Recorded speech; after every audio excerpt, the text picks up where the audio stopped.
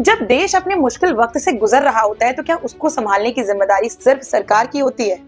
I think that this is the duty of each and every citizen कि वो अपनी country को हर उस तरीके से सपोर्ट करे जैसे वो कर सकता है। Recently prime minister Modi ji ने कंट्री को एड्रेस किया और उन्होंने कुछ अपील्स की जो हमारी कंट्री की बेनिफिट के लिए, ना कि उनके पर्सनल बेनिफिट के लिए। सबसे पहले तो हम समझ लेते हैं कि वो क्या अपील्स हैं जो प्रधानमंत्री मोदी जी ने भारतवासियों से की है। सबसे पहले उन्होंने 1 साल तक सोना ना खरीदने की अपील की है, क्योंकि इंडिया का ज्यादातर जो सोना है वो इम्पोर्ट होता है, जिसकी वजह से आप अगर ज्यादा सोना खरीदते हैं तो आपके देश का पैसा बाहर जाता है। उन्होंने एडिबल ऑयल्स का कंजम्पशन रिड्यूस करने के लिए कहा है, जो कि हमारी इकोनॉमिक हेल्थ और हमारी पर्सनल हेल्थ दोनों के लिए ही बेनिफिशियल है। जितना हो सके पेट्रोल और डीजल का यूज कम से कम करें। अगर आप ऑफिस जाते हैं तो ज्यादा से ज्यादा कारपूलिंग करने की कोशिश करें।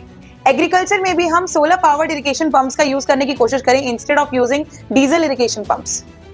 एग्रीकल्चर में फर्टिलाइजर्स का यूज 50% तक रिड्यूस करने के लिए बोला गया है। और सबसे जरूरी बात कि ज्यादा से ज्यादा अपने भारत में बनी हुई चीजें यानी कि मेड इन इंडिया प्रोडक्ट्स को सपोर्ट करें। जो भी लोकली प्रोड्यूस प्रोडक्ट है उनको सपोर्ट करें। जब देश क्राइसिस में हो तो यह जरूरी है कि हम सब अपने देश के साथ खड़े हों और उसका सपोर्ट।